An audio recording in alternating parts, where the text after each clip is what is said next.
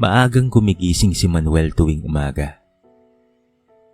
Sa simpleng uniforme ng isang janitor at dala ang lumang walis tambo, nagsisimula na siya sa pag-aayos ng paligid ng isang pribadong paaralan sa bayan. Tahimik lamang siyang nagwawalis. Hindi alintana ang mga estudyanteng dumaraan, na minsan ay napapatingin at napapabulong ng biro patungkol sa kanya. Para sa kanila, isa lamang siyang simpleng tagalinis ng sahig. Ngunit para kay Manuel, may malalim na dahilan kung bakit niya pinipiling yakapin ang trabahong ito. Dumating si Bernadette. Dala ang baon para sa asawa. Pinagmasdan siya nitong nakaupo sa isang bangkong kahoy. May ngiting pilit at bakas ang pag-aalala sa mukha. Manuel, baka naman mapagod kang masyado ha? Heto, kumain ka na muna. Wika niya habang iniabot ang isang supot ng pandesal at mainit na kape. Ngumiti si Manuel at tinanggap iyon. Ayos lang ako, mahal. Mas mabuti nang mapagod sa paggawa kaysa mapagod sa kawalan. Tahimik siyang uminom ng kape at tumingin sa asawang tila nahihiya sa mga matang nakapaligid.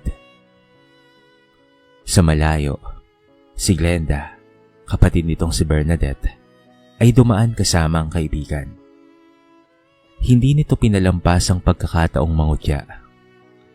Hay nako Bernadette, hindi ka na nahiya? Ang asawa mo, tagawalis lang dito. Dapat kasi humanap ka ng matinong asawa, hindi yung ganyan lang. Kahabag-habag. Tumawa pa ito at tumalikod na may halong pang-insulto. Bumigat ang dibdib ni Bernadette. Alam niyang hindi siya titigilan ng pamilya niya, lalo na't lagi nilang minamaliit si Manuel. Ngunit imbes na magsalita, hinawakan ni Manuel ang kamay niya. Huwag mo nalang pansinin yun, mahal. Alam ko kung sino ako at alam ko kung bakit ko ginagawa ito. Ang mahalaga ay magkasama tayo. Lumipas ang oras at dumating ang tiyahin ni Bernadette na si Aling Violeta. Mahilig itong magbihis ng marangya at laging nagdadala ng malakas na boses. Aba Bernadette, huwag mong sabihin sa akin na dito ka na naman sa asawa mong walang mararating ha? Hindi ka ba napapagod sa kahihiyan na dulot niya sa atin? Matalim ang mga salita. Tila mga kutsilyong bumabaon sa damdamin ng mag-asawa. Bagaman nasasaktan, ngumiti lamang si Bernadette at matatag na sumagot. Tiyang, hindi po pera o posisyon ang basehan ng pagmamahal ko kay Manuel. Siya ang pinili ko at siya ang kasama ko hanggang sa huli. Napailing si Aling Violeta. Tignan lang natin kung saan kayo dadalhin ang kahangalan nyo. Umalis ito. Iniwan silang tila pinagbagsakan ng langit at lupa. Ngunit si Manuel, sa likod ng mapayapang mukha, may matang kumikislap na tila nagtatago ng sikreto. Habang muling kumakapit sa walis tampo, tumingin siya sa langit at bumulong sa sarili. Darating rin ang araw, makikita nila ang tunay kong pagkatao. Ngunit sa ngayon, kailangan ko munang subukin kung sino ang marunong rumispeto, kahit sa pinakamababang antas ng buhay ko. At sa bawat hagod ng kanyang walis, parang pinapawi niya hindi lamang ang alikabok ng paaralan, kung hindi pati na rin ang bigat ng mga panghusga ng mga taong nakapaligid sa kanya. Isang hapon, matapos ang trabaho ni Manuel sa paaralan, napagdesisyonan ni Bernadette na dumalaw sa bahay ng kanilang pamilya. Bitbit niya ang maliit na supot ng prutas at kaunting bigas na ipon ni Manuel. Nais niyang ipakita sa kanyang tiyahin at mga kapatid na kahit simpleng mag-asawa lamang sila, ay marunong silang magbigay at makiambag. Pagdating nila, sinalubong kaagad sila ni Rico, ang pinsan ni Bernadette, na nooy nakaupo sa terrace habang humihit-hit ng sigarilyo. Hoy, nandiyan na pala ang mag-asawang mahirap. Malakas na sambit nito. Tinignan si Manuel mula ulo hanggang paa at sinundan pa ng tawa Ano pare, magwawalis ka rin ba dito sa bakuran namin? Baka sakaling kumita ka pa ng ekstrang piso. Natawa ang ilan pang mga kamag-anak na nakarinig. At parang mga palaso na tumama iyon sa damdamin ni Bernadette. Pinilit niyang ngumiti at ipinasok na lamang sa kusina ang mga bitbit. Ngunit bago pa siya makagalaw, dumating si Glenda, ang kanyang kapatid. Ate, seryoso ka pa rin sa ganyang klaseng buhay? Kung ako sa'yo, hahanap na lang ako ng matinong trabaho o lalaking maaasahan. Nakakahiya ka na sa komunidad. Tagawalis lang ang asawa mo. Sinadya nitong iparinig sa lahat, kaya't ang mga mata ng naroon ay nakatuon kay Manuel. Tahimik lamang si Manuel. Nakayuko at pinipis silang kamay ng asawa upang palakasin ang loob nito. Ngunit hindi na nakatiis pa itong si Bernadette. Glenda, tama na. Oo, simple ang buhay namin. Pero hindi mo dapat hinuhusgahan si Manuel. Hindi mo alam kung gaano siya kasipag at kabuti bilang asawa. Kasipag? Kabuti? Sabat ni Rico, sabay halakhak. Anong silbi ng kasipagan kung wala namang pera? Anong silbi ng kabutihan kung hindi ka naman makapagsuot ng magarang damit o makabili ng sasakyan? Naku Bernadette, magising ka na nga. Sa puntong iyon, lumabas si Aling Violeta mula sa loob ng bahay. Nakasombrero ito at suot ang magarang kwintas na halatang ipinapakita ang kayamanan. Ano bang ingay ito ha? Tanong niya bago tinitikang mabuti si Manuel. Hay nako Bernadette, ilang beses ko na bang sinabi sa'yo? Hindi ka sisikat at hindi ka aasenso kung sa ganyang uring lalaki ka lamang kumakapit. Tignan mo nga tagawalis lang. Namuo ang luha sa mga mata ni Bernadette. Ngunit pinunasan niya ito kaagad. Chang, hindi ako naghahanap ng yaman. Ang mahalaga sa akin ay may kasama akong handang magsakripisyo at mahalin ako. Hindi ko kailangan ng kayamanan para maging masaya. Nagkatinginan ang mga kamag-anak niya at nagsitawanan muli. Tila wala silang pakialam sa damdamin ni Bernadette. Samantala, si Manuel naman ay nanatili lamang na payapa. Hindi siya sumagot, bagkos ay umuko lamang siya at hinawakan ng balikat ng asawa. Pag-uwi nila, doon sa daan ay tahimik lamang si Bernadette. Pinisil ni Manuel ang kanyang kamay at bumulong. Mahal, huwag mong hayaang sirain ka ng mga salita nila. Minsan, mas mabuting manahimik na lamang at hintayin ang tamang panahon. Tumango si Bernadette, ngunit hindi niya naiwasang lumuha. Sa puso niya, nananalangin siyang balang araw ay makita ng kanyang pamilya ang tunay na halaga ng kanyang asawa. Kinabukasan, bago sumikat ng lubos ang araw, maagang umalis si Manuel upang pumasok sa paaralan. Habang nagwawali siya ng bakuran, pinagmamasdan niya ang mga estudyanteng pumapasok. May ilan na nakangiti at bumati, ngunit marami rin ang dumaan lamang na tila hindi siya nakikita. Parang bahagi lamang siya ng pader o sahig na kanilang nilalakaran. Pagkatapos ng kanyang gawain, ay naupo siya sa ilalim ng puno at inilabas ang kanyang maliit na leather notebook. Doon nakasulat ang mga plano, mga numerong nakatala, pangalan ng ilang kumpanya, at guhit ng mapa ng lupaing nasa baryo ng pamilya ni Bernadette. Tahimik siyang naglista ng mga kalkulasyon. Marahang binubulong ang mga bawat detalye na para bang isa siyang negosyanteng abala sa malalaking transaksyon. Pare, ano ba yan? Tanong ni Mang Lito, batandang janitor na matagal nang kasama ni Manuel sa trabaho. Lumapit ito habang may dalang timba ng tubig. Wala ho Mang Lito, ngiti ni Manuel. Mga simpleng plano lang po. Ngunit hindi basta naniniwala si Mang Lito. Matagal na niyang napapansin si Manuel. Magaling itong magsalita, mahusay magbilang, at marunong makipag-usap sa mga taong merong posisyon. Hindi ka ordinaryong tao, Manuel. Kita ko sa kilos mo. Hindi lang basta pagwawalis ang kaya mong gawin. Sandaling natahimik si Manuel bago tumingin sa malayo. Mang Lito, minsan kailangan mong maging maliit para makita kung sino talaga ang marunong rumispeto sa maliliit na taong tulad natin. Hindi lahat ng yaman ay dapat na ipakita. May mga bagay na mas mahalaga, ang tiwala at ugali ng ibang tao.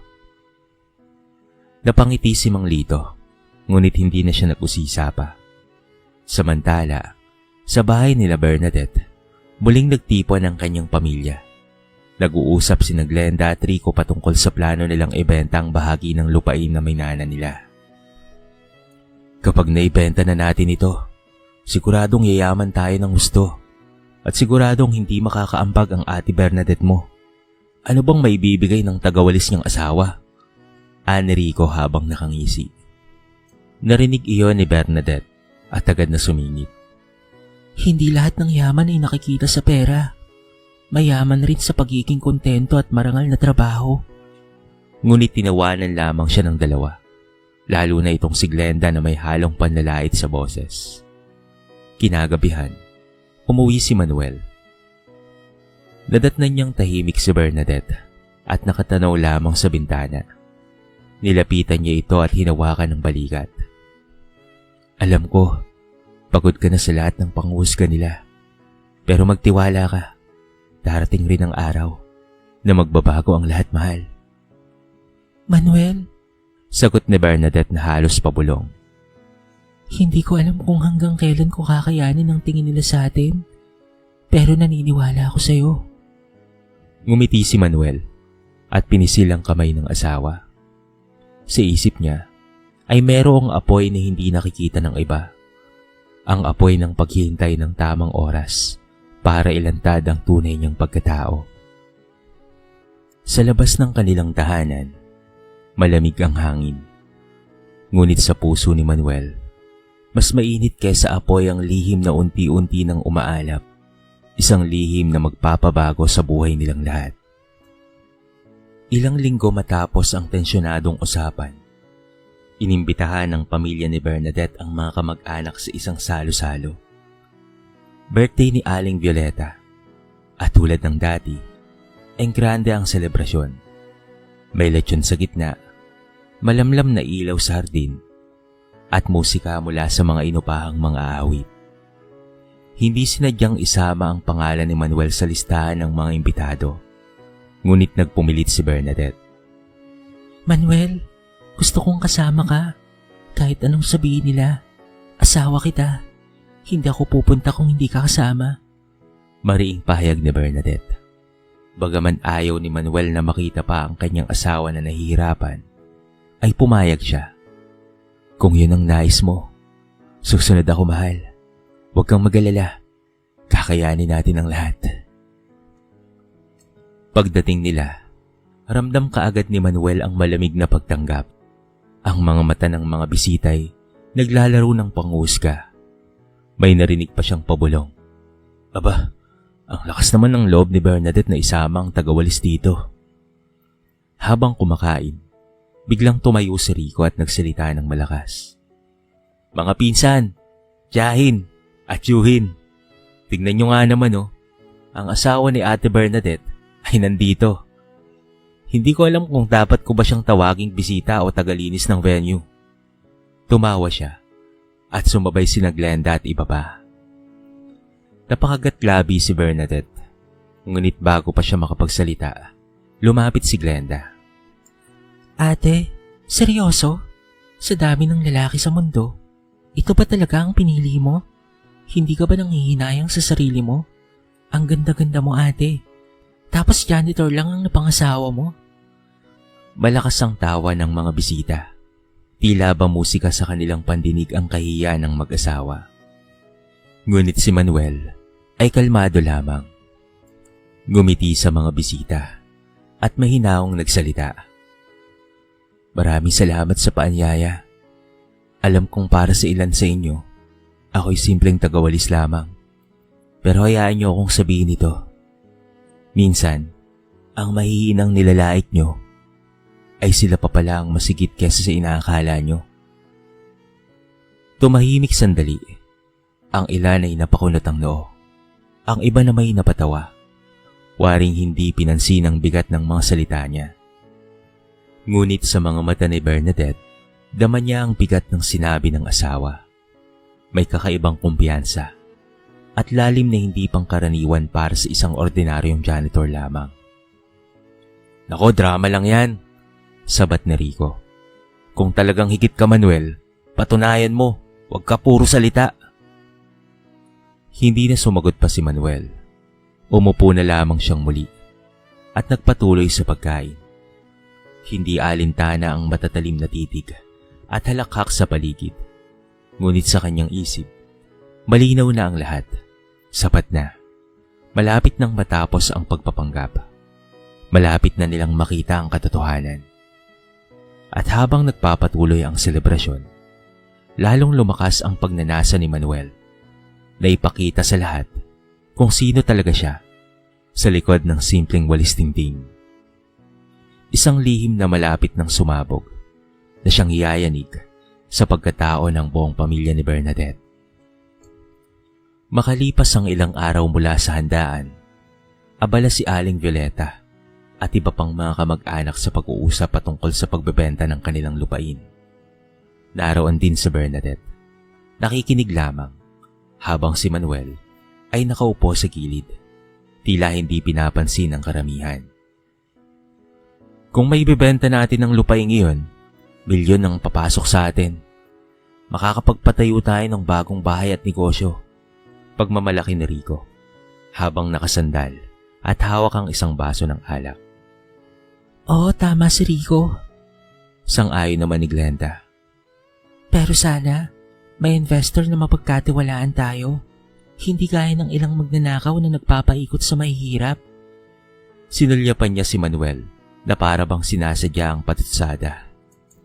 Biglang dumating ang isang lalaking nakabarong. Halatang galing sa lungsod.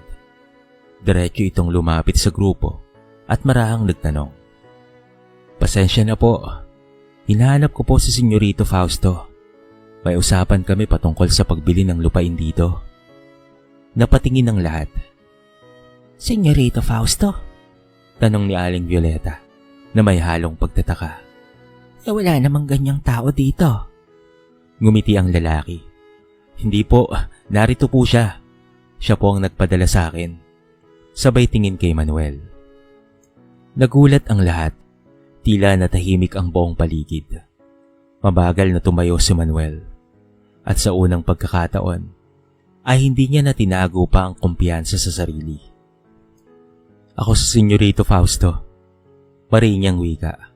Ako ang may-ari ng kumpanyang nagbabalak na bumili ng lupa nyo. Parang sumabog na bomba ang revelasyon. Si Glenda ay natigilan. Hindi makapagsalita. Si Rico naman ay napamura at muntikan ng mabitawan ng baso. Si Aling Violeta naman, hindi makapaniwala, halos mapaupo sa gulat. Hindi, imposible. Sigaw ni Glenda. Paanong naging ikaw? Tagawalis ka lang naman. Humiti si Manuel, ngunit may lamig sa kanyang tinig. Oo, tagawalis ako. Pinili kong maging ganoon para makita kung sino ang marunong rumespeto sa kapwa, kahit walang titulo, kahit walang pera. At nakita ko na ang totoo. Sa likod ng mga magharang damit at ngiti ninyo, nahariyan ang kayabangan at pagkukunwari. Napayuko si Bernadette, ngunit dama niya ang pag-angat ng kanyang dibdib. Sa wakas, narinig na ng pamilya niya ang katotohanan patungkol sa kanyang asawa. Kung tunay kayong marangal, patuloy ni Manuel, hindi dapat nakasalalay sa pera ang pagtrato ninyo sa tao. Pero ano ang ginawa ninyo? Nilait niyo ako, pinahiya at halos ipagtabuyan. At ngayon, kayo ang nakatayo sa harapan ng taong tinitingnan niyo bilang walang-wala. Tahimik ang paligid, kahit ang hangin ay tila huminto sa pag-ihip. Ang mga bisitang kanina'y nagbubulong-bulungan, ngayon ay nanlaki ang mga mata sa revelasyon. Hindi ko sinasabing wala na akong galit, dagdag ni Manuel. Ngunit ito ang aral na nais kong ipakita. Hindi sukatan ng dangal ng tao ang kanyang trabaho. Ang tunay na kayamanan ay nasa ugali at respeto. Nanginginig si Aling Violeta. Hindi malaman kung ano ang sasabihin, habang si Rico at Glenda ay unti-unting nakaramdam ng hiya sa kanilang mga sarili. At sa oras na yon, tuluyang gumuho ang pader ng ilusyon at pagmamataas ng pamilya. Ang simpleng tagawalis na minaliit nila ay si Senyorito Fausto pala, isang bilyonaryong binatang tagapagmana ng kanilang pamilya, na siyang magdidikta ng kanilang kinabukasan. Pagkatapos mabunyag ang katotohanan, nag-iba ang ihip ng hangin sa baryo. Ang mga kamag-anak ni Bernadette na dati mataas ang tingin sa sarili ay biglang nagpakumbaba, bagamat halata pa rin ang pangamba sa kanilang mga mata. Lalo na sina Rico at Glenda na halos hindi makatingin kay Manuel. Isang linggo ang lumipas at nagsimula ng maramdaman ng pamilya ang bigat ng kanilang mga maling desisyon.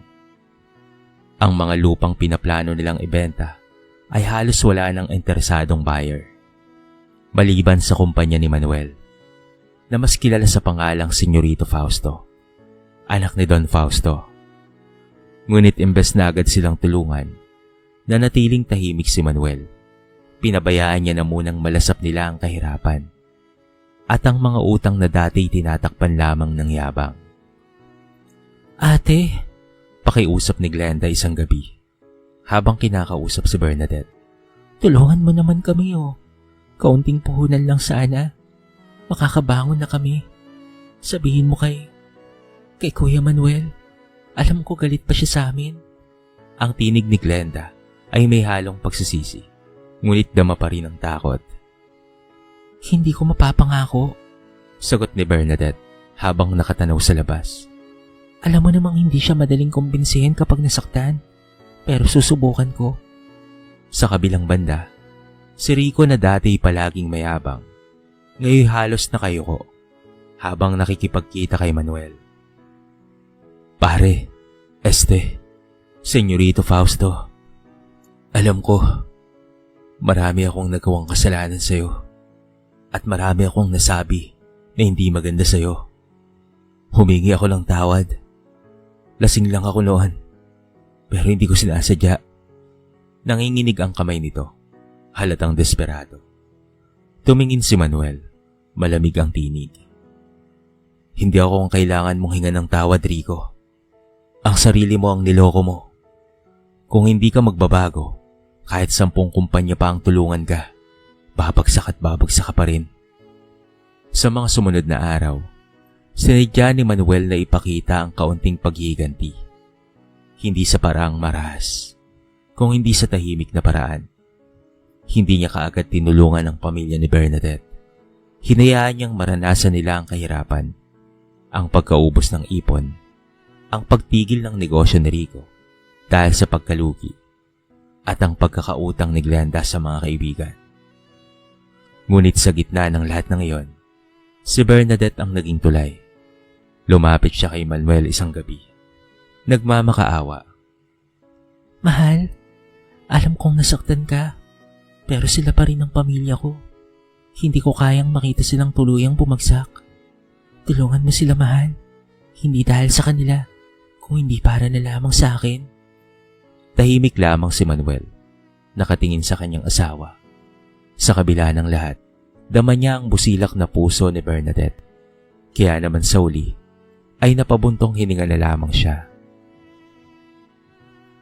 Kung yan ang nais mo, mahal, tutulungan ko sila. Pero may isang kondisyon. Dapat nilang patunayan na kaya nilang magbago. Hindi ko ipapairam ang yaman ko sa mga taong nananatiling arugante. Kinabukasan, ipinatawag niya ang pamilya ni Bernadette. Sa kanilang harapan, malinaw ang kanyang salita. Kung nais niyong makabangon, magsisimula kayo sa mababang antas. Walang shortcut, walang padrino. Ako ang magbibigay ng puhunan, ngunit kailangan ninyong patunayan na marunong kayong magsipag at magpakumbaba. Napayuko si Rico at Glenda. Ang mga dating mapanghusga, ngayon tila mga batang napagsabihan ng guro. Doon nagsimula ang unti-unting pagbabago.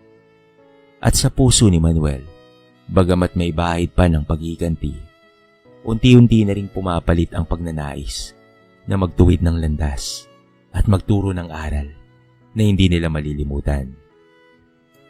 Lumipas ang ilang buwan. Ang pamilya ni Bernadette, na dati sanay sa marangya at padalos-talos ng pamumuhay, ngayon ay natutong magpakumbaba. Sa tulong ng maliit na puhunan na ibinigay ni Manuel, bilang pagsubok, hindi regalo, nagsimula silang magtinda ng gulay at prutas sa palengke. Si Rico na dati nakahiligan ng alak at sugal, ngayon ay natutong gumising ng maaga upang maghatid ng paninda. Si Glenda na dati mahilig sa magagarang damit at panlalait, ngayon natutong makipagkamay at ngumiti sa mga mamimili. Kahit si Aling Violeta na noon ay hindi maubusan ng panghusga sa kanyang mga salita, ay natutong humarap ng nakayuko at magpasalamat sa bawat bumibili ng kanilang paninda. Isang araw, nagpasya si Manuel, o sa totoong pangalan ay si Senyorito Fausto, na dumalaw sa kanilang pwesto.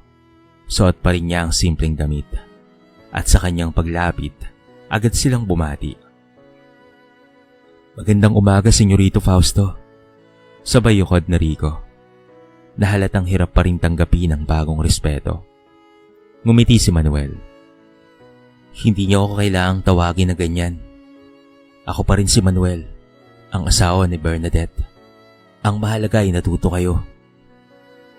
Pasensya na talaga sa lahat ng sinabi namin noon. Mahinang wika ni Glenda. Ngayon ko lang nakita na ang pera ay nawawala pala talaga. Pero ang respeto at kabutihan, hindi dapat na mawala. Tumango si Manuel. Tama ka. At sana, hindi lang sa salita ang pagbabago. Patunayan niyo araw-araw. Diyakap siya ni Bernadette sa harapan ng lahat. Sa kanyang mga mata, bakas ang tuwa at pagmamalaki. Sabi ko na sa inyo hindi sukatan ng trabaho o anyo para mahalin ng isang tao. Si Manuel, kahit noong wala siyang pinapakitang yaman, siya pa rin ang pinili ko dahil marunong siyang magmahal at magsakripisyo. Tahimik ang lahat, maging si Aling Violeta ay napaluha. Manuel, patawad, mali ako. Lahat ng ginawa ko ay hindi tama. Dahil lang yun sa akala ko ang perang sukatan ng dangal. Pero maling-mali ako. Salamat sa pagbubukas sa amin ng panibagong pag-asa, ha? At salamat sa pagbubukas sa aming mga nakapikit na mata. Dama ni Manuel ang bigat ng kanyang narinig. Sa loob-loob niya, natamo na niya ang inaasam-asam na hustisya. Ngunit hindi niya kayang manatili sa galit. "Pinatawad ko na kayo," wika niya. "Pero tandaan ninyo, hindi lahat ng tao ay magpapatawad. Kaya bago pa man kayo manghamak ulit, isipin niyo muna kung paano niyo gustong ituring din kayo." Lumipas ang mga araw at lalo pang tumibay ang pagsasama ni Manuel at ng kanyang asawang si Bernadette. Naging mas kilala si Manuel bilang Senyorito Fausto. Ngunit nanatili pa rin siyang mapagpakumbaba. Madalas, kahit may mga tauhan na siyang gumagawa ng lahat, makikita pa rin siyang nagwawali sa sariling bakuran. Paalala ng kanyang pinagdaanan at ng aral na nais niyang ituro. Ang pamilya ni Bernadette, bagamat dumaan sa matinding gahihan, ay natutong bumangon. Hindi man sila kasing yaman ng iba, natutunan nilang ang tunay na kayamanan ay nasa marangal na pamumuhay, sa pagrespeto sa kapwa, at higit sa lahat, sa pagkakaroon ng magandang puso. At sa dulo ng lahat, naging inspirasyon si Manuel, hindi lamang sa kanyang pamilya, kung hindi sa buong baryo. Pinatunayan niyang ang dangal ng tao ay hindi nasusukat sa kanyang trabaho o sa suot niyang damit, kung hindi sa tibay ng loob, kabutihan, at sa pagmamahal na ipinapakita sa kapwa. Lumipas ang ilang taon. Lubusang nagbago ang ihip ng hangin para sa pamilya ni Bernadette. Ang dating magulong samahan na puno ng yabang at panlalait ay napalitan ng pagkakaisa at respeto. Hindi na muling binanggit ni Glenda ang salitang janitor bilang pangungutya. Sa halip, siya mismo ang madalas na magkwento sa mga kaibigan kung paano siya tinuruan ng isang dating nilalait na tagawalis ng tunay na kahulugan ng buhay. Si Rico naman, na minsan ay naging sigasig ng kayabangan, ay naging halimbawa ng pagbabago. Isa na siyang masipag na negosyante sa maliit na karinderyang itinayo niya sa tulong ng puhunan ni Manuel. Hindi ito marangya, ngunit natutunan niyang mas masarap kumita mula sa sariling pawis kaysa sa mabilisang pera na mula sa bisyo. Si Aling Violeta naman, na minsan ay ubod ng talas ng dila, ay ngayon mas tahimik na at mas naging mapagmasid. Sa halip na maghanap ng kamalian sa iba, siya mismo ang nagbibigay ng payo sa kabataan na huwag maliitin ang tao dahil lamang sa kanyang trabaho. Lagi niyang sinasabi, "Huwag kayong tumulad sa akin. Natuto ako sa mahirap na paraan. Pero respeto ang tunay na puhunan ng tao." Samantala, si Bernadette at Manuel ay mas lalong tumibay ang pagsasama. Hindi na muling pinagdududahan ni Bernadette ang halaga ng kanyang asawa, sapagkat sa bawat araw na lumilipas, pinapatunayan ni Manuel na ang kanyang pagmamahal ay higit pa sa anumang kayamanan. Sa mga mata ni Manuel, si Bernadette ang naging sandigan at dahilan kung bakit hindi siya sumuko sa lahat ng pangungutya. Ngunit higit sa lahat, si Manuel o si Senyorito Fausto ay naging huwaran ng buong bayan.